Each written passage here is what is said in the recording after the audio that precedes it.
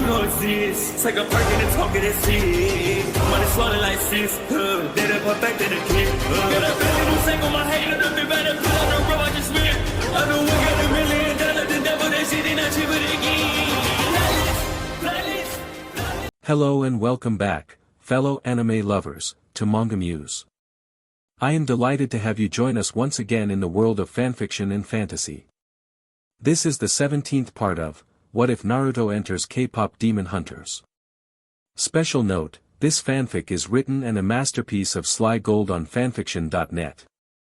Do check and support the author too. Now smash the like, share and subscribe button for more. Also press the bell icon so that you never miss such great parts. Thanks for the introduction. Now let's dive into the world. What an unexpected twist. Rumi's body wanted to kill the choreography and run. Her idol training smiled instead. Jinnu straightened slowly, eyes on her. His stage smile was gone. The low house lights caught the black in his aura, coiling thicker, licking at the edges of the Han moonlight like tar on gold. Rumi kept singing. She could not stop. The song was the seal. The seal was the plan. She moved into position for the next step and hissed between lines, Jinnu.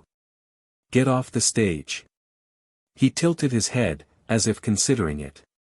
I thought you'd be happy to see me, he said, voice too quiet to hit the mics.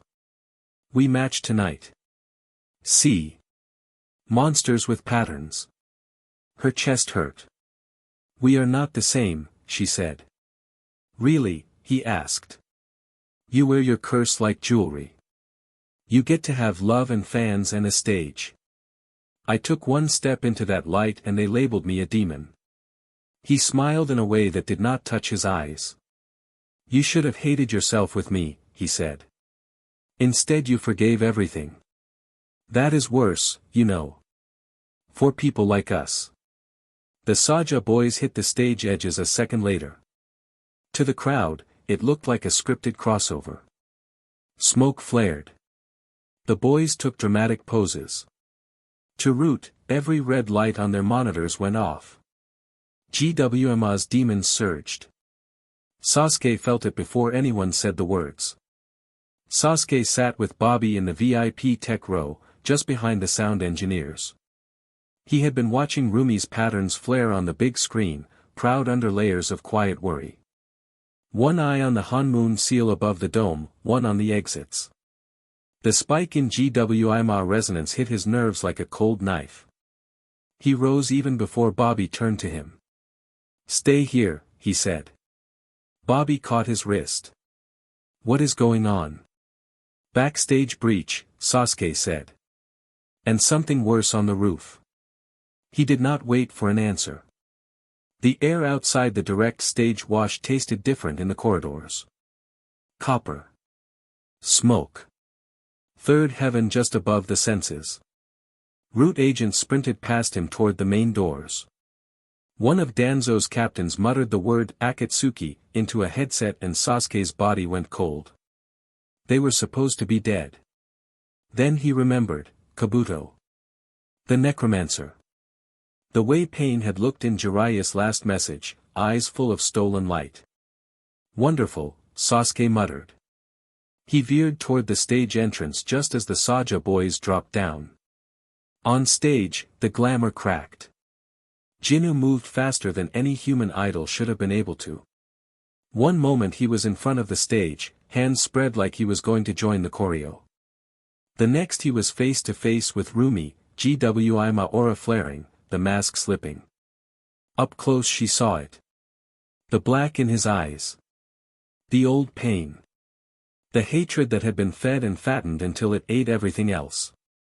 You could have been with me, he whispered. We could have made them all pay. I am making them pay, she said. Just not the ones you want. His foot snapped forward. The kick took her in the ribs. Air left her lungs in a rush. Her body lifted. She heard something crack. The stage edge vanished under her feet. For a surreal second she was flying above the crowd, looking at thousands of upturned faces, lights blurring. Someone's camera flashed. She saw the Han moon seal directly above her, half gold and half black. Time stretched. The crowd thought it was a stunt. The cheer rose, bright and unaware. Rumi's body tilted toward the drop. Paper bloomed in front of her like a flower. Sheets exploded out of nowhere, white on white, sharp and soft at the same time. They wrapped around her torso, slowing her fall just enough that when she hit the air below the stage she did not break her neck. They tightened, cocooning her arms to her sides, flattening against her mouth. She met Conan's eyes through a gap. The woman stood at the backstage threshold, blue hair damp with soul rain that should not have been inside. Her gaze was calm, regret buried deep under duty. "I am sorry," Conan said, barely audible under the music and screams. "I liked your song." The paper sealed over Rumi's face. Then she was gone. The cocoon folded in on itself and shot upward into nothing, scattering a handful of harmless confetti pages that fluttered down to the floor.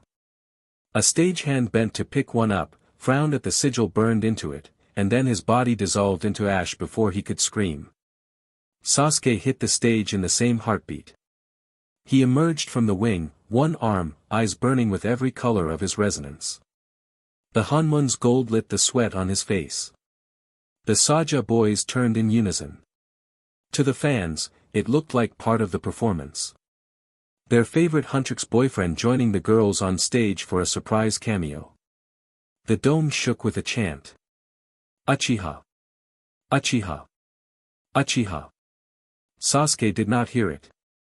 He saw Jinu's aura, slick with GWIMA power. He saw the other boys braced, their souls already half-eaten.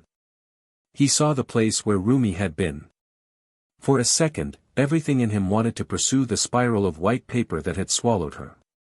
His lungs burned with it. Duty did not give him that choice. He inhaled. Illusion flickered across his eyes, thin black circles blooming and fading in his pupils like ripples. For the fans in the stands, the stage lights suddenly got brighter and more cinematic. For the demons, reality shifted and pinned them in place. Sasuke moved. Flames erupted from his fingertips, spiraling around his one arm, shaping into crows that burst out in a flurry of feathers. The feather tips crystallized into ice mid-air, each one a dagger. They rained down on the cluster of infiltrator demons near the front rows, piercing skulls and cores. Bodies fell without a sound, glamour burning off to reveal twisted forms for half a heartbeat before Sasuke's illusion washed over them and the fans saw only flickering holograms. One of the Saja boys lunged at him, teeth lengthening, claws out. Sasuke caught him with lightning. A compact, concentrated bolt ripped across the stage, slamming into the boy's chest. The impact blew out the demon riding him, a wraith-like GWIMA flaring in the air before it disintegrated under a second blast of blue fire. Another came at his flank. Water coiled up from the stage fog, solidifying into a WHP. Sasuke snapped it, cracking it across the demon's face, then froze it around his neck and yanked. Vertebrae popped. The body dropped. He barely had time to register the roar from the crowd. They ate it up. No one could tell where the line between special effects and survival had been drawn. There were 6 Saja boys. There were not 6 anymore. Jinu darted back, using the chaos to slip out of Sasuke's reach. Before Sasuke could give chase, something bright exploded in his peripheral vision. A ball of lightning, pure and condensed, shot from the upper stands and slammed into him. He tried to twist, to throw up a wall of ice, but it was too fast. It hit his left side and pain tore through his ribs, white-hot, then numbed into a cold ache as he flew across the stage. He hit a speaker tower and slid to the floor, vision swimming. Somewhere above, the laughter of one of the resurrected Akatsuki carried through the smoke. Kakuzu, he gritted, breathless. He could not spare another thought for Jinu. He had a dome full of civilians about to be turned into cinders. He pushed himself up, jaw clenched. The Han moon seal pulsed overhead, gold and black locked in a battle he did not have the capacity to understand. "Fine," he said. "We do it this way." He lifted his hand. Illusions rippled across the dome, thicker this time. For the fans, the demon attack became part of the show. Fireworks. Holograms. A choreographed clash. For the hunters, the BLD was real. Sasuke, drenched in sweat and BLD, glanced toward the dome's shattered upper ring and caught sight of something huge moving along the rooftops outside. A fox woven of storm clouds, tails whipping, lightning in its chest. Kurama mode. He exhaled, something in his chest easing despite the chaos. "About time," he muttered. Zoe and Mira had watched Rumi vanish. Zoe had screamed her name, but the mic swallowed it and turned it into a raw note in the bridge. Myra's choreo faltered for half a second, then snapped back in as she realized something awful. The song had not stopped. The track kept playing. Their mics were still live. They were in the middle of sealing a god. Bobby appeared at the edge of the stage, face white, eyes wild. He looked from the hole where Rumi had been to them and shook his head once. "Do not stop." Zoe swallowed the bile in her throat and picked up Rumi's verse. Her voice shook on the first line, broke on the second, then settled. The raccoon around her ankles exploded into sand and reformed into a wall in front of a group of demons that had tried to rush the front barricade. It roared, tiny but fierce. Myra's eyes burned. She drew the prop sword from her as. The crowd thought it was plastic. The blade gleamed with real steel. Between turns and drops, between lines, she kicked and slashed at anything too close that did not smell human. One demon lunged at a fan in the front row and got a heel to the jaw for his trouble, then a blade through the eye. Zoe hit the high note meant for Rumi and pushed all of her grief into it. The Han moon responded. Above them, the seal finally broke through its dull shell. Golden light blazed out across the dome, lines of ancient script spinning around it like the rings of a planet. The false logo burned away. Everyone in the building looked up at the same time. To the fans, it was the most incredible stage effect they had seen in their lives. People cried harder. Phones rose by the thousands. Hashtags were born in real time. To every demon, the light was a prison door slamming shut. GWI wherever he lurked in the deeper dark, felt the lock click into place. The Han moon turned fully gold, its power sealed, its path guarded by hunters and idols and a boy who had become a river.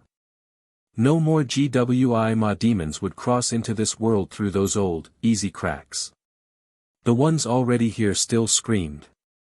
The ones in the dome tried to flee and found they could not. On the side of the stage, Sasuke saw Zoe's throat strain. Mira was splitting herself between vocals and killing anything that got too close. Rumi was gone. The song needed 3 voices. The seal needed 3 voices. For a second he hesitated. He was a hunter, not an idol. Then he remembered Rumi's little proud grin whenever she caught him humming along off-key in the practice room. He swore under his breath. F it. He ran. He crossed from the wing in 3 strides and grabbed the spare mic off a stand that one of the backing dancers had abandoned. The stage lights hit him full in the face. The crowd saw him and the sound went from loud to ridiculous. The whole dome shook. Uchiha Sasuke, retired legend, one-armed, covered in demon BLD and smoke, stepped into Huntrex's formation like he had always been there. Zoe's eyes flew to him. Mira almost missed a step. He nodded once. On the next line that should have been Rumi's, he opened his mouth and sang. His voice was rough and lower than the girls', not trained for pop runs, but it fit. It pushed. It filled the empty third line with something fierce and steady. Zoe slid above him on harmony. Mira came in under, grounding them. The crowd lost its mind. People climbed over seats trying to see better. Fans sobbed into their lightsticks. Someone shrieked that this had to be a special stage and that Hunt Rex had been hiding him as a mystery feature all along. Back at the tech row, Bobby's jaw dropped. He grabbed the back of a chair with both hands. Holy SHT, he breathed, half laugh, half sob. That is my son-in-law. On stage, Sasuke moved the way his body knew for missions, feet sure, shoulders loose. He did not dance the full choreo, but he hit enough beats that it looked intentional. Between lines he threw a short burst of illusion across the first few rows to keep panicking demons from bolting. Then he leaned back into the mic and carried the next hook with the girls. 3 voices again. 3 souls against a god. The Han moon shone brighter, answering the new harmony as if it had never cared whether the third singer was a girl group leader or a tired hunter who just wanted to retire and marry Mira. The seal clicked into place. Outside, a thunderous explosion shook the building. Sasuke, drenched in sweat and blood and now a thin layer of confetti, glanced toward the dome's shattered upper ring and caught sight of something huge moving along the rooftops outside. A fox woven of storm clouds, tails whipping, lightning in its chest. Kurama mode. He exhaled, something in his chest easing despite the chaos. About time, he muttered. Naruto was here. Conan had kidnapped hunters before. She had fought sages, killed soldiers, survived dozens of hunts. Nothing she had ever done prepared her for this. The moment she burst into the open sky with Rumi cocooned in paper, the night erupted like the world had been waiting to scream. It did not come as a whisper. It came as rage. A street dog threw its head back and howled. Another answered. Then another. Within seconds the entire city echoed with the cries of animals. Dogs tore free from owners. Cats screamed, claws scraping across concrete as they chased her shadow. All along the rooftops, crows gathered, hundreds of them flapping into the air in a black wave. Conan hissed, trying to gain altitude. Her wings beat wildly. The earth itself did not let her rise. A gust of wind slammed into her ribs like a battering ram. Conan spun midair, hitting a telephone pole hard enough to rattle her spine. She forced her body back into paper and held on to the cocoon with desperate strength. Below her, the world moved. Squirrels launched themselves from branches, leaping in impossible arcs, tiny claws aiming for her ankles. One clamped onto her calf. Its teeth dug in. Conan shrieked, shaking it off, slashing at it with a blade of sharpened paper. It hit the pavement and instantly more animals descended on the place where she fell: rats, stray cats, pigeons charging up walls and trash cans to get to her. What is wrong with all of you? Conan hissed. Back off. They did not. They were not acting like animals. They were acting like children protecting their father's home. The wind shifted again. Harder. Violent. Purposeful. It tore half the feathers off her wing.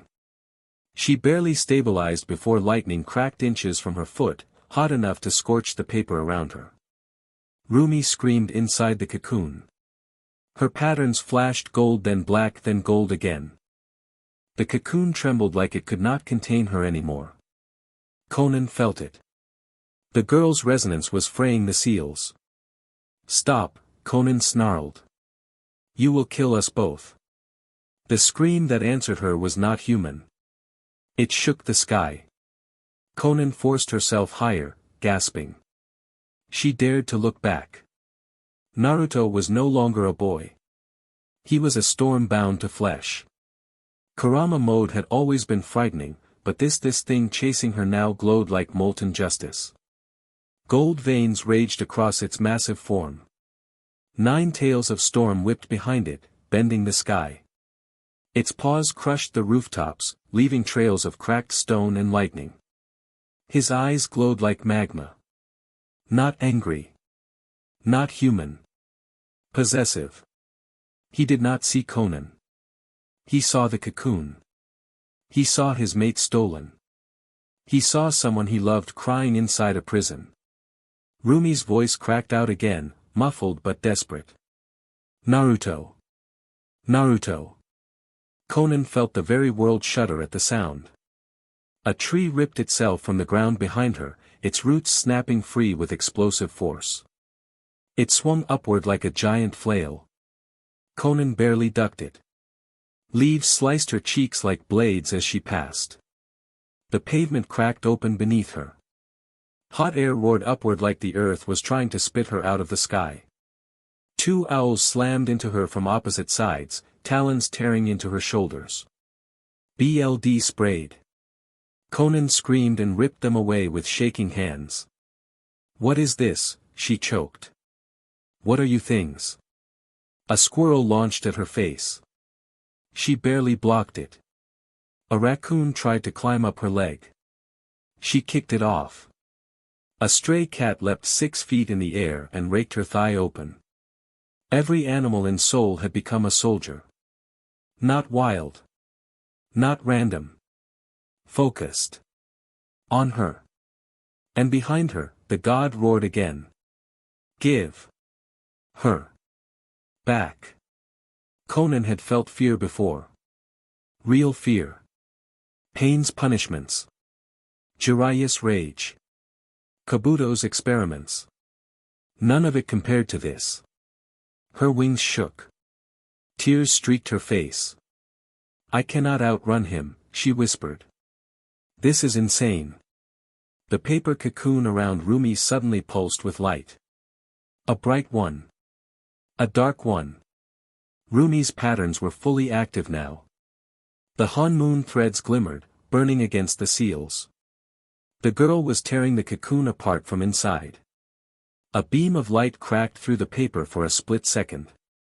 Conan felt the heat against her skin. "No," Conan gasped, clamping her hands tighter around the writhing shell. "Not yet." But Rumi's voice tore out through the paper. "I am not his prey," she snarled. "I am not yours either." Cracks spread across the cocoon like spiderwebs. Conan panicked.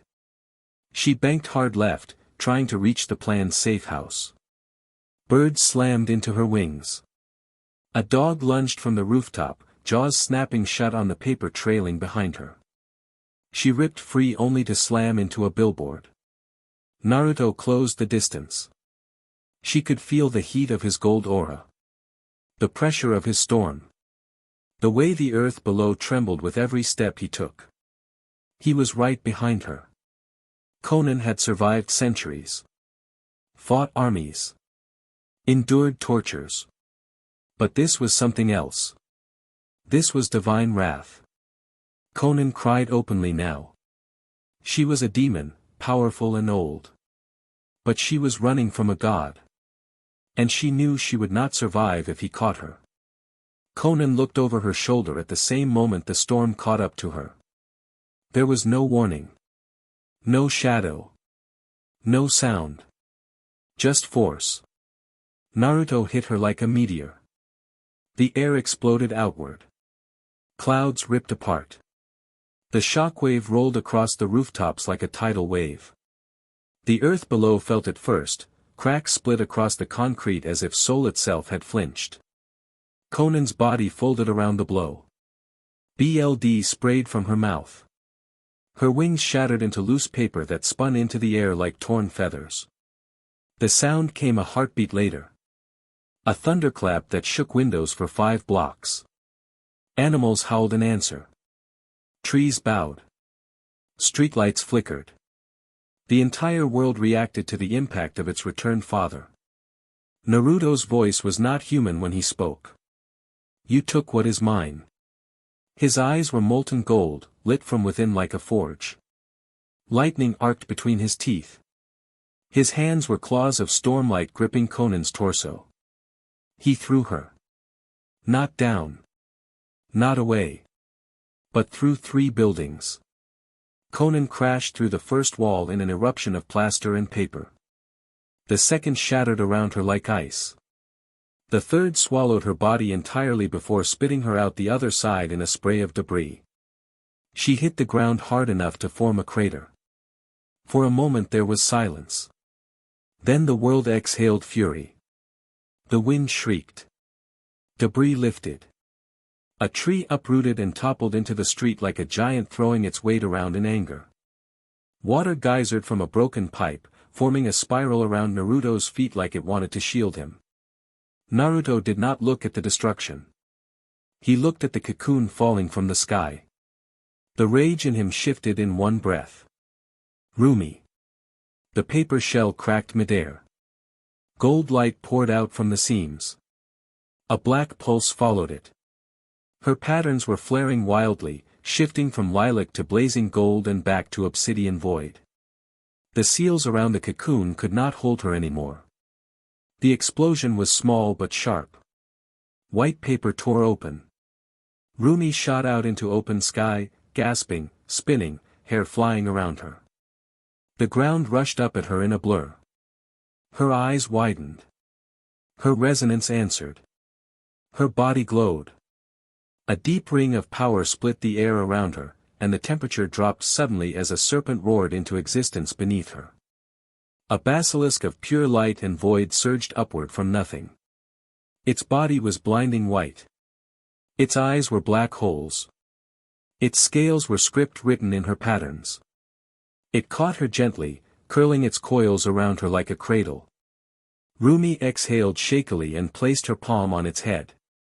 The basilisk vibrated with joy, its roar shaking loose chunks of concrete from surrounding rooftops.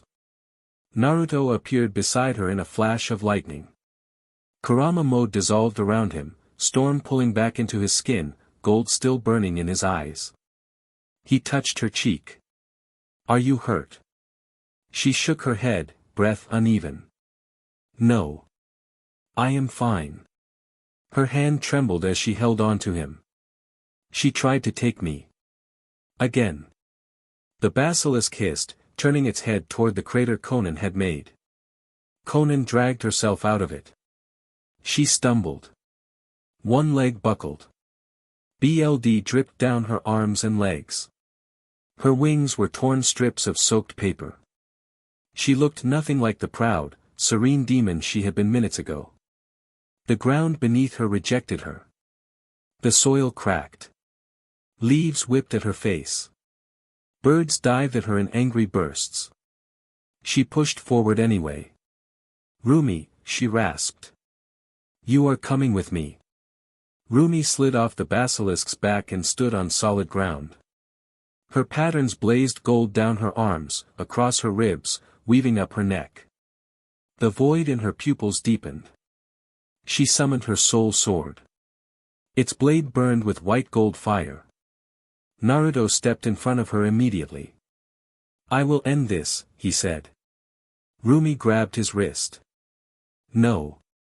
He turned to her, breath harsh. "Rumi, she kidnapped you. She hurt you." "She did," Rumi said. "And she is going to answer for it." The basilisk curled behind her. The ground warmed under her feet as her resonance flared. The air rippled. Naruto looked at her for a long moment. He saw the determination. He saw the strength. He saw the girl who had stood with him since they were 5. His voice softened. "I do not want you hurt." Rumi smiled, fierce and bright, golden patterns glowing like starlight. "You forget something," she said. "I am yours. But I am still me. And this one is mine." The basilisk roared. Konan staggered back. Naruto exhaled once, low and pained. "All right," he said quietly. "I am with you." They stepped forward together. Rumi raised her sword. The basilisk uncoiled, eyes blazing. Konan trembled, for the first time understanding exactly what she had provoked. The beloved of a god. And the god who loved her. Standing as one. Konan rose from the crater shaking. Her breath came out ragged. Paper peeled itself away from her skin and dissolved into dust. Her human glamour slid off like wet paint. Her true body surfaced. Her skin took on a pale porcelain glow. Her veins went silver. Her eyes turned the color of dying lavender. Wings of pure paper unfolded behind her, each sheet fluttering like the pages of a book that wanted to burn the world. The ground hissed where the paper touched it. Concrete dissolved. Metal warped. Even the air wavered with heat. This was not origami. It was demonic acid given the shape of art. Conan lifted her hand. The paper around her spun, forming a vortex that shimmered like thousands of knives. "You should have killed yourselves when you had the chance," she said. Her voice trembled, not with sorrow but with fear twisting under fury. Naruto's earlier strike still echoed in her bones. Rumi stepped forward. Her sword ignited with the light of the Han moon. Her patterns glowed gold. The basilisk coiled behind her like a living crown. "You are not taking me," Rumi said. Conan's lips twisted. "I will take whatever pain needs." When she said his name, her aura snapped like a broken seal. Paper scattered upward and then slammed into place around her like armor. She moved with terrifying speed. She punched the ground and it dissolved into a pit. She ran at Rumi. Her fist flew. Rumi blocked the blow with her sword but the impact threw her back several steps. Naruto flashed in between them. His two blades ignited at the same time. The crimson blade burned like fresh blood caught in sunlight. The sky blue blade glowed like a piece of the heavens ripped into steel. He crossed them in front of him and caught Conan's next strike. The collision shook the street. The wind recoiled. Thunder cracked. The very asphalt buckled under their feet. Conan's eyes widened. Her paper armor crinkled on instinct. "You should not exist," she breathed.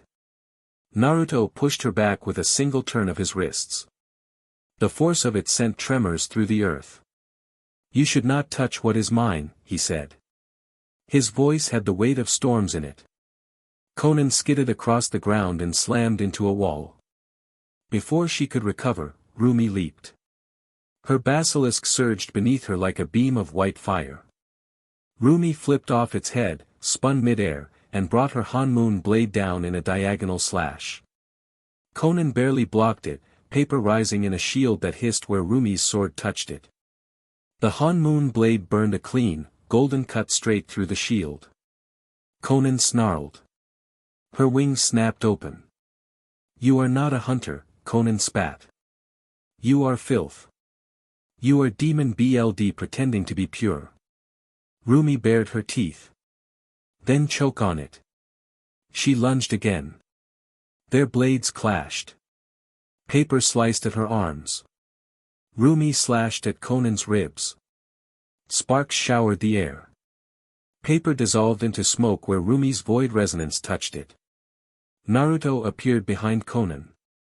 He grabbed her wings and threw her over his shoulder like she weighed nothing. Conan crashed into a parked car so hard it exploded. She rose again. Her face twisted in pain and rage. "You will not stop pain," she whispered. "You cannot stop Sayaka." Rumi moved first. She vanished in a snap of void energy, reappeared behind Conan, and bit down on her shoulder with her fangs. Her demon energy surged into the wound. Conan screamed. The sound tore through the sky. "You little half-breed," Conan snarled. Her demonic power burst outward. The paper around her expanded in a rush. Sheets folded together, linking, forming scales, wings, rib cages. The entire street darkened. A shape rose behind her. A dragon. A serpent of pure paper, long as a city bus, wings wide enough to cast a shadow over 3 blocks. Its head sharpened to a spear. Its mouth opened in a silent roar. Conan stepped onto its neck. "Die," she said. The dragon lunged. Naruto lifted both blades. The crimson one dripped fire. The blue one flashed like stars in water.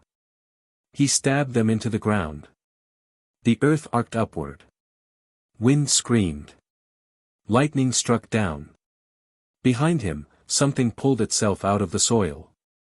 A manticore made of the world itself. Its armor was iron and stone. Its fangs sparked with lightning. Its wings unfurled as pure wind. Its mane rippled like water. Its eyes burned with lava. Not a resonant summon. Not a technique. The world built it for him because it had missed him too long. Naruto stepped into its core and the manticore inhaled like a living mountain. The paper dragon charged first. It tore through a lamppost. Buildings cracked under its wings. Its roar sounded like tearing pages. The manticore roared back. When they slammed into each other, the impact sent debris flying across half the district. Paper burned where lightning touched. Stone snapped where acid paper cut. Wind tore the dragon's wings apart. The dragon reformed instantly, spitting knives from its mouth. Rumi rode her basilisk around the battle, her sword slashing through the paper swarms Konan sent to block Naruto's path. Naruto leaped from the manticore and brought his blue blade down. The cut ripped a crater into the road, splitting the dragon's wing in half. Konan screamed in fury, reshaping the dragon. "You cannot fight all of us," she cried. "You cannot fight gods." Naruto's golden eyes burned like the sun. "I am not fighting gods," he said. "I am fighting pests." He vanished. Konan barely had time to register the movement. Naruto reappeared in front of her. His crimson blade was already raised. His sky blue blade ready to finish. Rumi landed beside him, Hanmoon blade glowing bright enough to light the whole street. Together they charged. Konan charged as Rumi's basilisk opened its glowing maul and unleashed a beam of light that split the paper dragon in half. The creature crashed apart mid-charge, falling to the asphalt in burning scraps. Konan spun through the air, wings snapping open. And Naruto finally snapped. He let Kurama mode collapse and raised both blades, calling down a bolt of lightning so violent it made the street lights blow out. It struck his swords, and he hurled it at Konan. She screamed as the lightning tore into her chest, burning deep, smoke curling from her ribs. She tumbled, barely catching herself with paper wings. Naruto didn't give her a moment. A fox of pure flame erupted at his command, jaws clamping down on her shoulder. A second fox of wind hurled him upward toward her for the killing blow. He was one heartbeat away from taking her head. When a blast of sand slammed into him. Naruto crashed through a building window, shattered glass slicing into him as he tumbled across desks and concrete. He staggered up. And froze. Pain stood in the street below. This was not the pain Naruto had fought before. 7 demon auras swirled around him: Fu, Rashi, Gaara, Bi, Yujito, Utakata, the 4th Mizukichi. Their stolen resonances throbbed like chained hearts around his body. The power of Shiokaga warped them into perfect synchronization. His eyes were entirely black. And in his hand, he held Rumi by the throat. Her feet barely touched the ground as she kicked and clawed, patterns blazing bright gold in panic. "Rumi!" Naruto screamed. Her patterns flared hotter, brighter until they began to shimmer violently.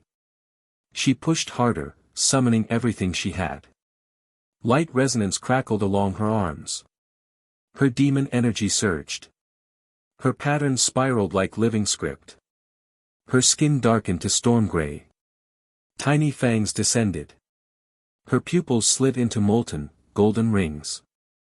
Her demon form snapped into place, raw, powerful, appealing, furious. She punched Pain's arm. Light detonated across his sleeve. He didn't budge. She clawed at his wrist, void energy curling through her fingers as she tried to tear space around his grip, even managed to distort the air for a second. But Pain's claws only sank deeper into her throat. "You think this form matters," he said, voice echoing with 7 stolen souls. "You think your little bloodline can resist a god?" Rumi's demon eyes burned, full of rage and terror. She kicked again, summoned a flash of blinding light, tried teleporting through her void resonance.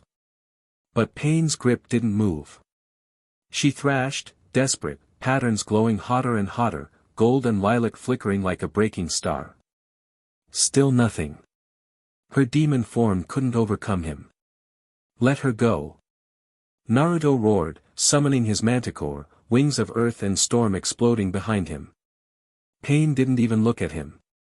Right before Naruto reached him, Pain ripped Rumi's throat out. The sound was sickening. BLD sprayed across Pain's arm. Her body went limp instantly. He dropped her. She hit the concrete with a dull, horrible thud. Naruto's heart shattered. No, Rumi. He sprinted so fast the pavement cracked under his feet. Pain didn't stop him. Pain wanted him to see. Naruto fell to his knees, hands shaking violently as he lifted her head into his lap. Her demon features flickered gray skin fading back to human, fangs retracting, golden eyes dimming. Her pattern sputtered with dying gold. She gasped once. Naru, she whispered, voice bubbling with BLD. He broke completely. I'm here, he begged, voice raw. I'm right here, baby, don't go, stay with me please. She smiled through BLD and pain. A tiny, broken smile. The last thing she had strength for. Then she went still. Pain spoke. Naruto didn't hear a word. Something inside him cracked so violently the world shook. He screamed without sound, throat locked, grief tearing through his chest like knives. For the first time since he began training a month ago. He entered sage mode. But not through peace. Through agony. Through loss. Through the kind of heartbreak the world itself could feel. Nature surged into him violently, light and earth and sky slamming into his bones so hard the street split open beneath him. Golden veins raced across his skin. Pain finally realized the mistake. He charged. But the world poured into Naruto like a river of gods. And Naruto let it in. All of it. No restraint. No calm. Just pain. And power. And the wrath of a fathered world. The wrath of someone who lost their reason for living. The broken oath of an hunter. An hunter's oath gone like falling glass. Twinkling away like tears that cannot be shed. An hunter's oath to be strong no matter what, to protect those closest to them, and to never succumb to darkness broken. A scream tore through the heavens. Not a human scream. Not a demon scream. A scream that split the sky itself. Celine froze in the back of the limo. The city around them blurred past the tinted windows, neon lights, traffic, towers, none of it real anymore. Her breath hitched. Her hand slipped from the tablet she had been holding. The screen clattered against the door. She knew that sound. She had prayed she would never hear it again. "Ma'am," the driver called, eyes wide in the rearview mirror. What was that? Celine's throat locked. Her heartbeat stuttered. Her hand pressed to her chest like she had been shot. Naruto. It was Naruto. She felt it in her bones, in the marrow, in the parts of her soul that had been carved by war and sealed by grief. The air itself vibrated with something ancient and wrong. The limo trembled as if the world were holding its breath. Her voice came out cracked. "Stop the car." The limo rolled to an abrupt halt on the highway ramp. Celine shoved the door open before the driver could react. The soul wind slammed into her face, cold and sharp. Tears sprang to her eyes instantly. She staggered onto the pavement. The sound was already fading into a trembling echo.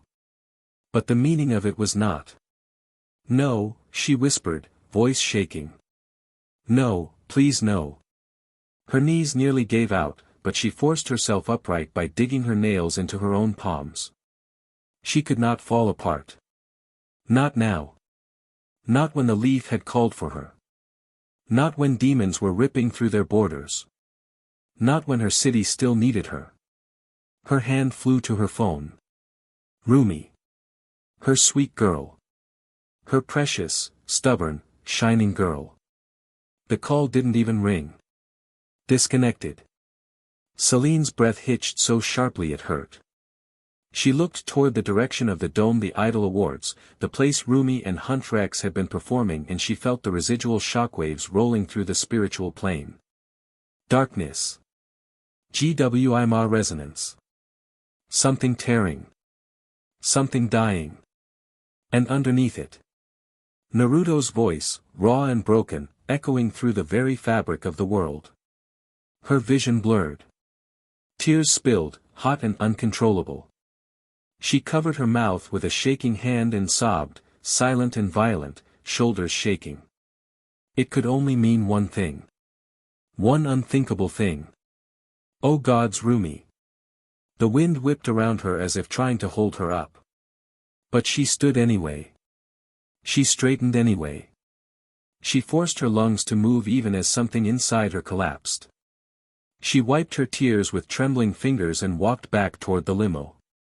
Her voice was steel again when she spoke. Take me to the helipad. The driver swallowed, nodding fast. Why yes, ma'am. Celine slid back into the seat, hands shaking in her lap. She stared out the window but didn't see the city. Only the girl she had raised. The boy she had trained. The love they had found. And the scream that meant it had been ripped away. Her tears fell silently this time. But her spine stayed straight. She had to stay strong. For Rumi. For Naruto. For the world that was about to face the full wrath of a god. Mira and Zoe heard it at the same time. The scream did not just echo. It punched the air out of their lungs. They were in the lower concourse of the dome, fighting alongside Root to sweep up the leftover low-level demons that had broken in when everything went to hell. Sirens blared. Fans were being evacuated in waves. The lights flickered from gold to red as the Han Moon seal stabilized overhead. Zoe swung her arm. The sand raccoon leaped from her shoulder and expanded into a snarling beast the size of a tiger, its claws slicing through a cluster of lesser demons. They burst into black smoke under its weight. Mira stood beside her, sweating through her ruined stage outfit. The polearm blade in her forearm was coated in demon ash. She jabbed, twisted, kicked a demon in the jaw, and finished it with a clean slice across its neck. They were winning. Until they weren't. The scream hit them like a hurricane. Myra's weapon slipped from her fingers and clattered to the floor. Zoe grabbed the railing beside her so she would not collapse. Her sand raccoon recoiled, body suddenly trembling, grains falling off like it had been wounded by the sound alone. Sai looked up from sealing a demon to the wall. His eyes widened. That was Naruto, he said. Mira could not breathe. It felt like someone had split the world in half and shoved the broken pieces through her chest. Her heartbeat stuttered. Her knees buckled. She dropped to the floor and covered her ears even though that did nothing. Zoe gasped and crumpled beside her. Tears spilled down her cheeks without her understanding why. Her whole torso shook like her connection to the Han Moon had been ripped from her body. Mira, she whispered. Mira, I think something happened. I think something happened to Rumi. The sand raccoon let out a whine, a tiny broken sound, and crawled into Zoe's lap for safety. Even its eyes were wide. The little body shook like a leaf caught in a storm. Mira stared at nothing. Her hands dug into her hair. Her throat felt tight enough to choke. I can feel it, she said, voice cracking. Zoe. I can feel something ripping apart. Rumi, it is Rumi. Sai reacted instantly. He stepped forward, putting himself between them and the demons who were still dropping from vents and broken doors. Ink lions poured from his sketchbook and clawed through anything that got within reach. Stay behind me, he said. You two cannot fight. Mira shoved herself upright and stumbled forward. Sai grabbed her arm. I have to go to her, she said. Rumi needs me. You cannot help her if you die on the way, Sai said. His tone was steady but his jaw was clenched so tight it could have cracked. You can barely stand. Your soul is reacting to her. That is what you are feeling. Zoe inhaled a sob. Sigh. She is not just reacting. She is breaking. I can feel it like someone is cutting her pattern thread by thread. The walls vibrated again. The lights flickered. Naruto was screaming again in the distance. The sound tore through the building like a blade dragged across stone. Mira pressed her hand to her heart and flinched like it burned her. Zoe curled over her knees as if trying to hold her own soul in place. Sai looked at both of them and made the choice only a root-trained brother would. It is all right, he said. I will carry this fight. Stay behind me. Breathe. Stay alive until this ends. He stepped forward into the hall, ink serpents and wolves forming around him. Root agents surged in behind him, clearing the path. Mira and Zoe collapsed against the wall, shaking, barely able to move as the echo of Naruto's grief kept cracking through the dome. Zoe wiped her tears with shaking fingers. Mira, she whispered. I think she is gone. Mira's breath stuttered in her chest. Then Naruto, she said. The words failed her. Her voice broke. The scream echoed again, shaking dust from the rafters. The world itself reacted. Mira grabbed Zoe's hand.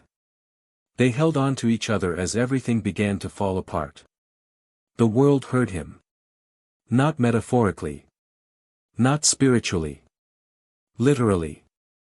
Naruto's scream tore the sky open like a blade, and every living thing on earth felt it in their bones. It started with the dogs.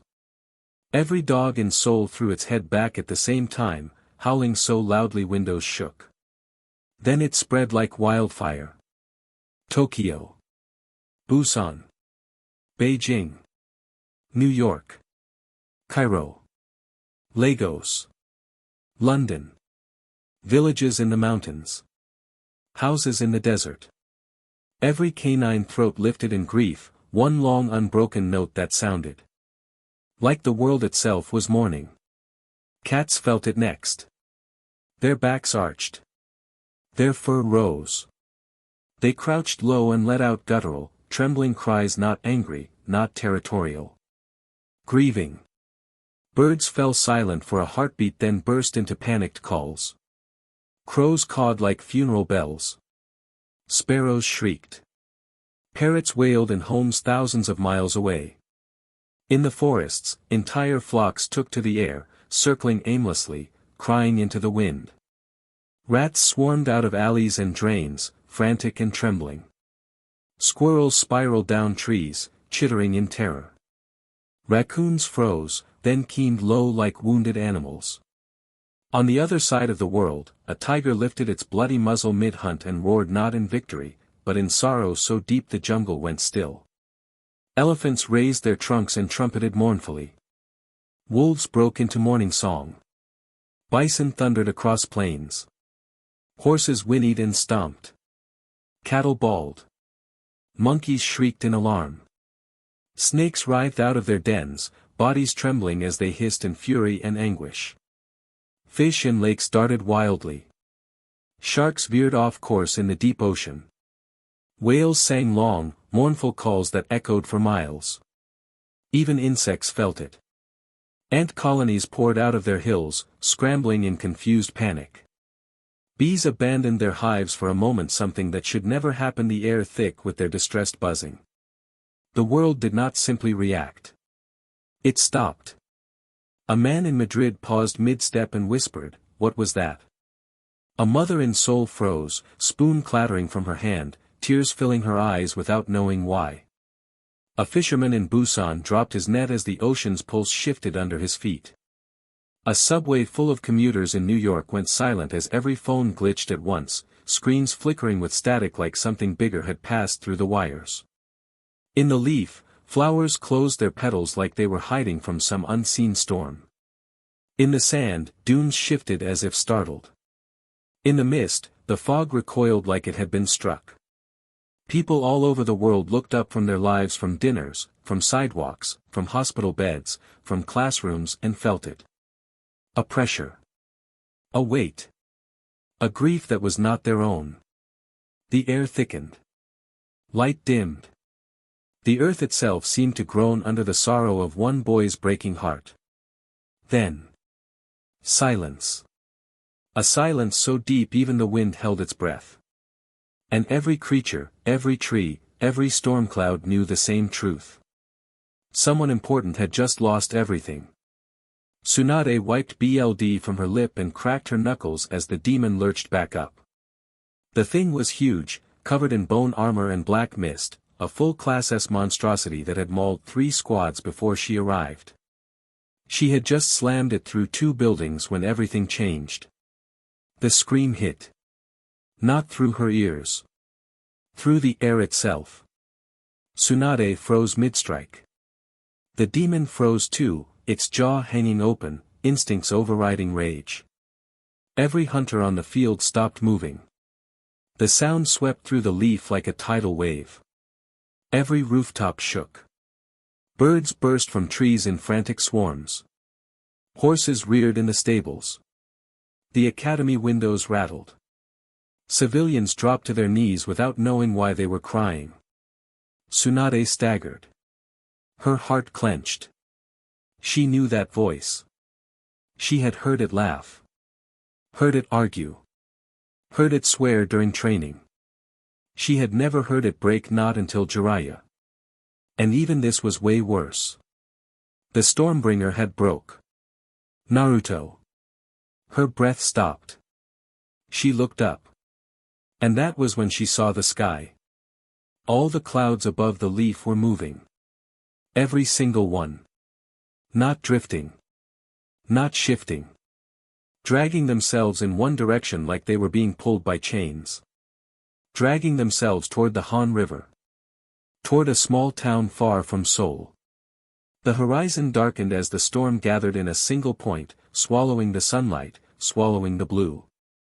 Her demon, forgotten, crawled backward and whimpered, trying to bury its head in the dirt like a terrified animal.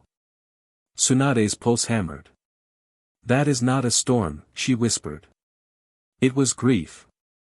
It was rage. It was Naruto.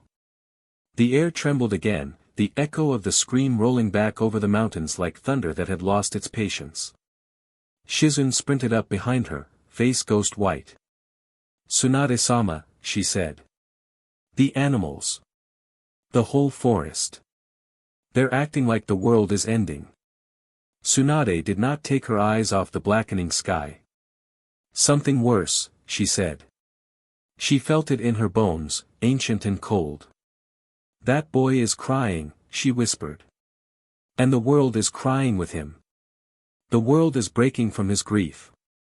Pain rushed Naruto out of instinct more than strategy, body moving faster than his mind could keep up, because some part of him knew that if he didn't stop the boy now, nothing in existence ever would. The street shook beneath each of Pain's footfalls as he gathered every stolen resonance, every shard of the 7 victims he carried inside him, and hurled all of it toward the kneeling figure ahead. Naruto did not react. He didn't lift his head. He didn't shift his stance. He didn't even acknowledge the attack.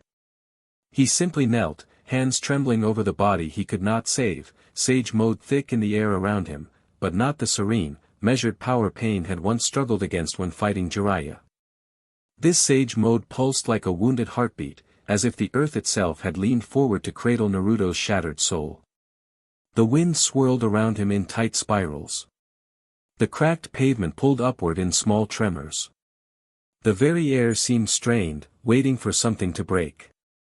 Pain hurled fire first, a tidal wave of Rashi's stolen lava burning white-hot. It struck the golden aura around Naruto and evaporated instantly, hissing into nothing. Lightning followed, snapping across the sky with B's fury, but the bolts curved around Naruto's body like frightened animals, splitting neatly down his sides without leaving a mark. Sand surged next, Gaara's stolen desert rushing forward with enough force to crush a stadium. It never reached him. The grains scattered in midair, flung outward as if hitting a barrier far denser than any shield Pain understood. Water slashed toward him, steam detonated, spectral claws tore at the ground, all disappearing the moment they came within reach of Naruto's grief. Pain faltered. Naruto finally inhaled, slow and shaking, and the entire street seemed to breathe with him. The storm overhead rolled inward, the clouds dragging themselves across the sky like something ancient and unwilling. Thunder cracked but didn't fall. Then the lightning descended. Not at random, not wild, not uncontrolled, it came down as if answering a call only Naruto had made. The bolt swerved mid-strike and folded into his hand, settling into his grip like a blade forged from the heart of a storm. Naruto rose. Not abruptly. Not explosively. He rose the way mountains do, with a weight that made the world shape itself around him. Pain stumbled back, breath catching in his throat, the memory of Jiraiya's sage mode flickering through his mind with a horrifying contrast. This was no echo of the mentor he'd once fought. This was a force the world itself had chosen to stand behind, and Pain felt the shift in reality like a pressure against his ribs. Naruto's eyes lifted at last, empty, aching, unblinking, and that hollow gaze cut through Pain harder than any attack could. Naruto drew back his arm and threw the lightning. There was no arc in the sky, no glittering trajectory. The bolt streaked forward in a straight, perfect line, ripping the street open beneath it, a flash so fast the human eye couldn't follow. It hit Pain square in the chest with enough power to tear sound itself apart. The explosion lifted him off his feet. The shockwave blasted the walls from the nearest buildings and sent cars skidding across the street like toys. Pain crashed through a half-collapsed office block, concrete and steel burying him as dust and flame rolled out across the block. Naruto didn't chase him. He walked. Slow. Heavy. Each step cracking through pavement, each breath making the air shudder like it was struggling to keep up. The lightning crawled up his arms, weaving into his skin like veins of living energy. Sage mode clung to him in ripples. The dirt curled under his feet like hands trying to steady him. The storm overhead trembled violently, waiting for his command. Pain dragged himself out of the rubble, coughing, bleeding, shaking, and for the first time in his life, he felt something deeper than fear. He felt hunted. Naruto didn't look like he was walking. He looked like he was advancing, dragged forward by something older than the sky, his steps creaking the street like the ground itself was flinching underneath him. His aura bled gold and long, pulsing waves, not light, not resonance, but a pressure that felt like gravity had forgotten its job. Pain froze where he stood. Konan saw Naruto before Pain did. She was lying half buried in rubble from their last clash, wings shredded, paper torn at the edges. Her body twitched as she tried to rise, pain flashing across her face, and then her gaze finally lifted.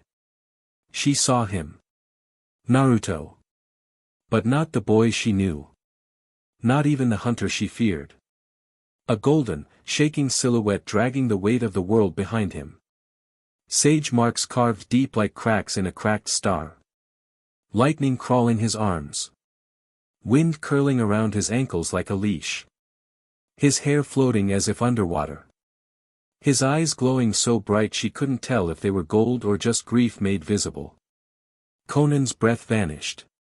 Her body reacted before her mind did. She scrambled backward like a wounded animal, scraping her palms on broken asphalt, coughing in panic. No, she choked, her voice cracking from terror, no, no, no, no. She tried to stand. Her legs buckled. Her wings unfurled in panic, paper ripping out of her spine in a frantic explosion. She didn't even remember summoning them. All she knew was to run. To get as far away from this monster. She beat her wings as hard as she could, throwing herself into the air, climbing fast, higher, higher, anything to get away from that thing walking toward them. Animals screamed in the distance. Dogs howled, long and grieving. Birds dive-bombed her like the air itself rejected her existence. Konan swatted them away, tears springing to her eyes, real tears, hot, terrified because she knew what she was running from. A god. Not Miruk's gentle divinity. Not Sayaka's cruel one. Something new. Something born from heartbreak so deep the world physically reacted. She didn't dare look back. She didn't need to. In the end it was useless. Naruto simply lifted his hand. Wind snapped into a vortex behind Konan, vicious, silent, invisible, and latched onto her wings like a hook. Her breath cut off.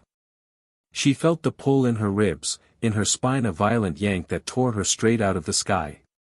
No, stop, she screamed, clawing the wind as if it were solid, shredding her own paper wings in blind panic.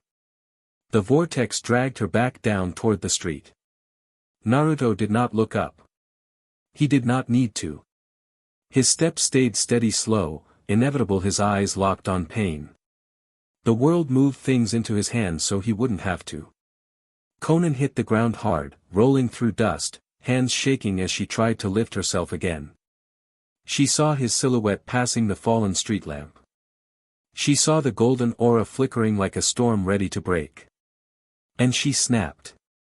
For the first time in decades she screamed in pure fear. No, Pain. Pain didn't move. Naruto did. He stepped into Konan's shadow, and she froze like her soul had been grabbed. She tried to summon her paper shield, pages exploding outward in a desperate swarm, razor-edged, dissolving anything they touched. They didn't touch him. Naruto didn't even change his expression. His fist clenched, lava igniting across his knuckles in a molten bloom. Konan's eyes widened. Nar. He punched straight through her chest. The sound wasn't even a sound, it was a soft, collapsing whump, like paper igniting inside her body. Her wings disintegrated into drifting ash. Her arms dropped. Her head lolled forward, breath leaving her in a trembling gasp. Naruto didn't watch her fall. He ripped his arm free, scorching the air, and her body folded onto the street like a burnt envelope. Konan died staring at him, eyes wide with the knowledge that she never stood a chance. Naruto never broke stride. His gaze was still locked on Pain. The earth followed at his heels like a loyal beast. An obedient child awaiting its father's instructions. Pain reacted first. His hand slammed the ground and 7 circles of corrupted resonance burst open like wounds. The air warped. The street cracked. The stolen souls he had hoarded for years tore their way into the world as monstrous avatars. Fu's beetle descended in a column of blinding white light, wings humming like a dying star. Rashi's lava monkey pounded its chest, molten fur dripping onto the ground in hissing gouts. Han's steam bull scraped its hooves against the asphalt, vapor exploding with each breath. B's lightning octopus snapped its tendrils, each one sparking with the fury of a storm. Yujito's blue flame cat prowled low, fire breaking across its spine like a living inferno. Yagura's water turtle rose on a tide that shouldn't exist, its shell layered in currents. Gaara's sand raccoon snarled, dunes bending toward it as if answering an ancient command. 7 stolen lives. 7 enslaved echoes. 7 sins rising in front of Naruto. Pain flung his arm forward and the beasts charged in a tidal wave of sound and elemental violence. Naruto didn't flinch. Lightning crawled up his legs. Lightning crawled up his arms. Lightning crawled across his face until his entire body was swallowed in white gold static, a silhouette made of fury and grief. You could hardly see the shape of him anymore, just a vibrating, howling shell of electricity wrapped around something human that was no longer acting human. The Leviathan surged behind him. Kurama mode roared overhead. The Manticore rose like a continent learning to walk. Naruto didn't command them. They moved because his heart broke loudly enough to summon gods. He sprinted. The first beast, the beetle dove from above. Naruto reached up, grabbed its mandibles with both hands, and ripped. A clean tear split the creature down the center. White light burst from the wound in a gentle flare, not violent, not angry, almost relieved. Fu's soul flickered free, warm and peaceful, drifting skyward like a star being carried home. The steam bull charged with a roar. Naruto slid under its body, lightning snapping along his shoulders, and struck upward with both blades. The bull cracked into 1,000 shards of vapor. Han's soul shimmered out of the mist, bowing its head once before dissolving into the air. The lava monkey leapt onto Naruto's back, molten claws digging into his shoulders, but the lightning cocoon around him flared so bright the magma hardened instantly. Naruto twisted, seized the creature by the throat, and slammed it into the ground so hard the street cratered. Rashi's soul melted out of the carcass in soft, ember-orange light. The blue flame cat lunged next, claws glowing, jaws wide. Naruto caught it by the snout, spun once, and hurled it into the lightning octopus. The crash sent a wave of energy exploding out like a nova. Bees and Yujito's souls peeled upward like torn cloth returning to the sky. The turtle came last. Massive. Unmovable. Oceanic. Naruto didn't dodge it. He walked through its tidal wave, each step turning water to steam. He placed a hand on its shell, almost gentle. The creature dissolved under his palm, collapsing into a pool of clear water. Yagura's soul rose out of the surface, shimmering blue, drifting skyward with a visible sigh of freedom. Only one remained. The sand raccoon. It looked at him not with fury, but with fear of the corruption that had bound it for so long. Naruto lifted one arm. Wind curled around his wrist like an old friend. The raccoon collapsed into a swirl of sand and evaporated. Gaara's soul drifted after it, a faint, calm light. The battlefield was suddenly empty. 7 beasts gone. 7 souls freed. Pain left alone with the boy he had just made a god. Naruto's lightning only grew brighter. Pain's breath hitched. Naruto blurred Storm's stance igniting as he shot forward, swords spinning so fast they were streaks of white arcs instead of metal. Pain blocked on instinct, his black blades ringing so hard the sound cracked the windows of the ruined street. Naruto didn't pause. He struck again, faster this time, a twin slash aimed at Pain's throat. Pain brought both blades up, sparks erupting as metal screamed against metal. Hairline fractures spiderwebbed across Naruto's swords. Pain's eyes widened. Naruto didn't care. He pressed harder. Lightning wrapped his arms, wind curved behind his elbows, the world itself shoving weight into the blow, and with a sharp, ringing crack, both of Naruto's blades shattered. Glass-bright fragments burst outward like pieces of frozen lightning. Pain exhaled in relief. Until Naruto didn't stop. He kept the motion going, hands empty, flicking forward as if he still held the blades. Pain realized too late what was happening. Naruto didn't need metal. He needed rage. Red light bloomed in his palms. A blade formed, long, curved, shimmering like liquid BLD. It hissed into existence with a sound so sharp it made the air recoil. A soul blade. Pain's stomach dropped.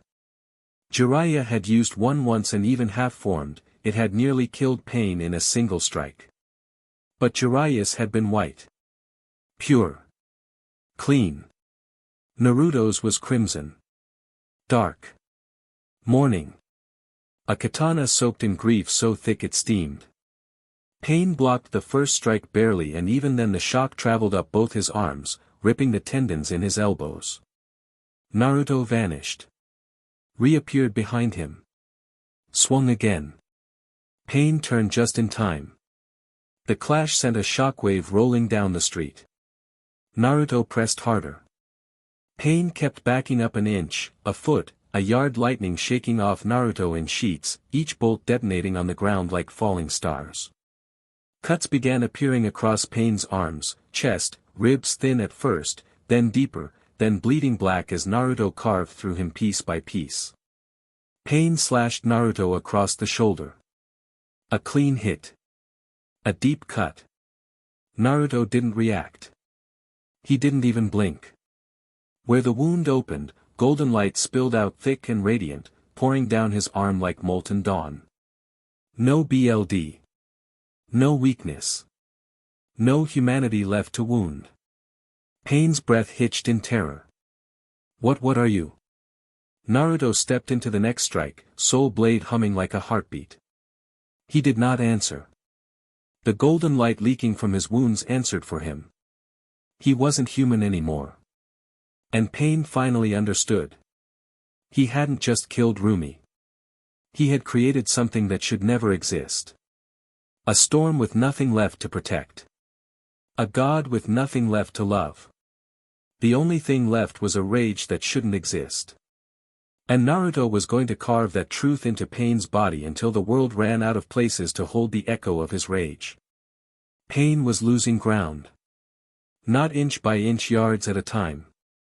Every step Naruto took forced Pain backward like gravity had chosen a new center. The soul katana crashed against Sayaka's black blades again and again, sparks rolling across the ruins like dying stars. Pain's arms shook. His wrists cracked. Every clash carved another glowing gash into his stolen body. He was losing, and it wasn't even close. Naruto didn't relent. He used lightning to boost his speed until he was just an afterimage. Appearing just only for a strike that Pain was just able to block. Each time he appeared it was followed by a crack of thunder. The golden light leaking from his wounds only made him move faster, each drop igniting the air like sparks falling from the throat of a newborn sun. The katana whistled as Naruto swung it again, aiming cleanly for Pain's neck. Pain blocked barely and felt his left knee dip from the force. He staggered, slipped on broken stone, and Naruto was already there, blade raised, storm stance reigniting around him in a corona of lightning and wind. Pain knew the truth. If he stayed like this, he would die. There was no way he could defeat this monster on his own. He had underestimated this monster and he was paying the price. Only a true god could defeat this force of nature. So he stopped resisting. He let Sayaka in. Not partially. Not cautiously. Not with fear. Just a decision only the desperate could make. He knew he wouldn't fully meet with Sayaka and that the Hod would still his body. But he had no choice at all, only to let it happen. He opened every gate in his soul and screamed inward. Take it. Take everything. Now. The change was instantaneous. The black resonance that always lurked beneath Pain's skin erupted upward, flooding his veins, swallowing the color of his eyes until nothing remained but pure corruption. The air behind him folded inward like fabric sucked into a vacuum. His spine straightened. His chest expanded. And Pain's voice wasn't Pain's anymore. It was dark and made the very air tremble. His body now just a puppet and vessel for the god inside. Pain was no more. Sayaka spoke through him. A dry, delighted whisper. Finally. Naruto's soul katana came down in a flash, aiming to carve Sayaka's head clean off. Sayaka lifted 2 fingers. 2. Fingertips brushed the crimson blade, stopping the soul blade in its track. Not blocked. Not resisted. Stopped exactly as if the universe itself had been commanded not to let Naruto move another inch. Naruto's eyes widened. Sayaka smiled. Then he flicked his wrist. Just a flick. And Naruto was gone. He didn't fly, that was too gentle a word. He detonated backward through the air, body thrown with such violence that the world blurred around him. He crashed through a half-collapsed office tower across the street.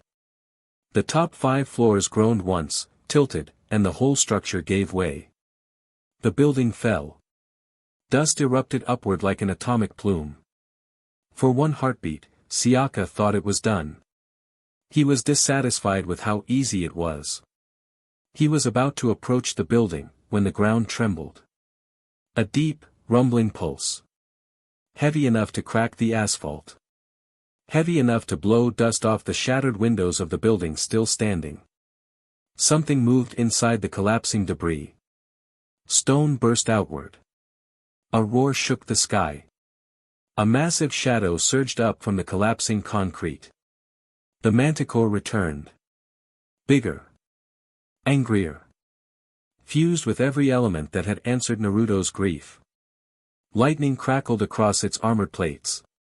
Wind spiraled around its massive wings. Lava simmered beneath its claws. Its eyes glowed in twin orbs of molten gold. And deep inside its chest, barely visible through the ghostly rib plating, stood Naruto. No longer thrown. No longer stunned. Just standing. Broken but burning. Eyes fixed on Sasuke with a hatred carved straight from the bones of creation. The manticore's tail slammed into the ground, carving a trench through the street. Lightning exploded outward. Sasuke squinted into the glare, lips curling in curiosity. Well, he murmured through pain's voice, you survived. Naruto clenched his fists inside the manticore, soul katana reforming in his right hand with a hiss of blood red light. His voice growled through the beast's chest cavity. I'm not done. Sasuke smiled wider, the expression stretching pain's stolen face into something wicked and ancient. No, he purred. You're finally worth my time. The manticore roared, Naruto pushing it forward in a single thunderous leap, claws tearing trenches through the earth as it charged the god wearing pain's skin. And the divine battle truly began. Sasuke didn't wait for the manticore to reach him. He raised his hand. Darkness slid off his palm like liquid night. At first it looked like smoke, but then the smoke took shape: long jaws, snarling muzzles, angular shoulders built from pure corruption. 1 became 3. 3 became 12. 12 split into dozens. Corrupted jackals crawled out of Sasuke's shadow like a pack torn from the underworld. Their bodies were starved silhouettes, ribs made of jagged void, eyes burning with cold malevolence.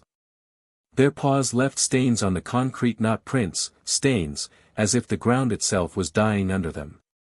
Their snarls rattled the air like bone chimes. Sasuke's voice echoed through them. Hunt. The jackals launched forward at once, dozens of them sprinting across the ruins, jaws open wide enough to swallow steel. Naruto didn't flinch. Inside the manticore's ribcage, he lifted both hands. The golden light around him twisted, deepened, flared outward, and as the manticore's roar shook the sky, the world answered him again. 5 colors ignited around his body. Red flame flickered at his left palm. Blue water spiraled around his right.